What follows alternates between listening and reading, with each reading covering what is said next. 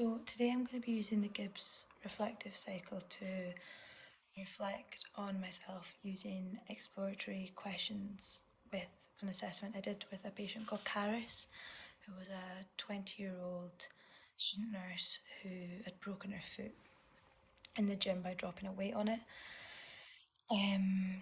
So her main concern when she came to me was that she wasn't going to be able to run again without having this pain in her foot, and she was training for a half marathon at the time.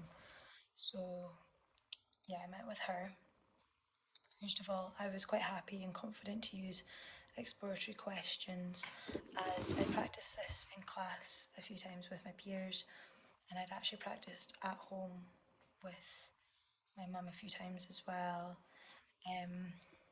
So because of this, I got quite good feedback from my tutors to say that what I was doing was on the right lines, and they were quite confident that I was going to get the right information from using these questions. This can follow on from me receiving the information well, and I received the feedback from my tutors, quite well, which I can use in further practice of receiving information, whether it be good or bad, any criticism from my peers, my tutors, or anything like that. And I was reading an article that's by Emma Milner from 2017 that says anyone that can receive the feedback and use it in later on practice, it is a good skill to have. So I'll take that on in my further practice as well. Using these questions helped me understand why running was so important to Caris.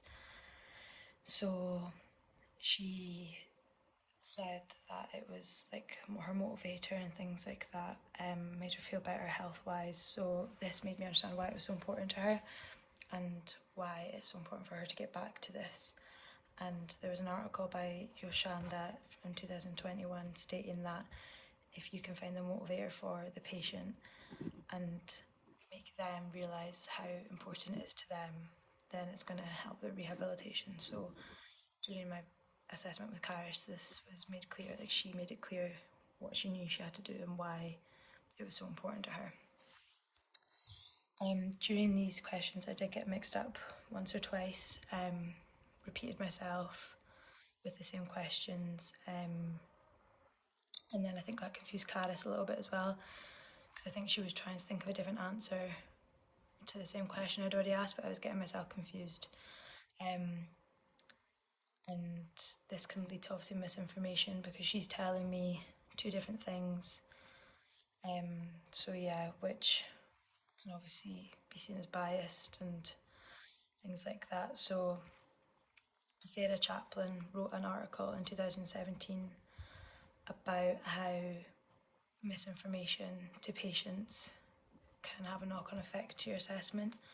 So next time I would just make sure that I am asking the question only one time and that I'm not repeating myself and confusing myself and the patient. I think this is quite important as they know what's going on, I know what's going on, and there's no cross wires or repeating yourself or anything like that.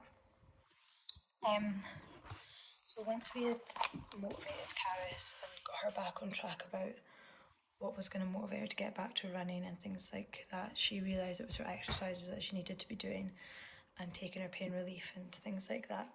So Caris came to this conclusion herself, just by me asking these questions. I didn't put this thought in her head. She realised it herself, which is obviously a really good thing for her.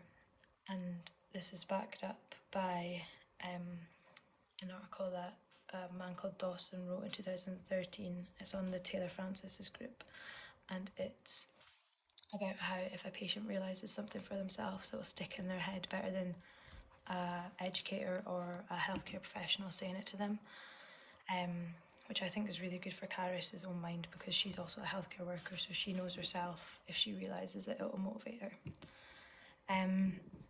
When I watched back my video, there's a few things I could have probably explained in more detail, but I'm quite happy with myself that I did follow guidelines, which is important in healthcare, as we're not just saying things off the top of our head, like there's research into it.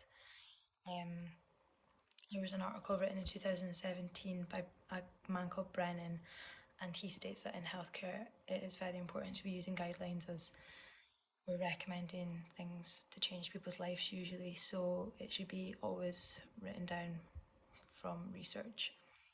I think this has been further progressed since COVID-19 in the pandemic 2020. So there's always guidelines now with things like washing your hands, and everything's just a bit more explained. And this is further backed up by a lady in Finland wrote an article in 2021.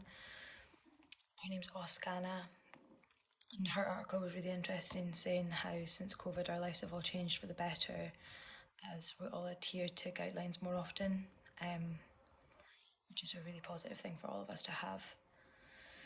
So moving forward, I think I would set myself a SMART goal, which I'm going to make it to include exploratory questions in any subjective assessment I do. I could measure this by including it in my assessments. It can be achievable and relevant, as it doesn't have to be in the first assessment and it doesn't have to be every assessment, but at least in one assessment, which makes it achievable, I think, for myself, and relevant. I can choose it in as many sessions as I want. And to do this, I'm going to start straight away. So the next assessment I'm going to start adding in exploratory questions.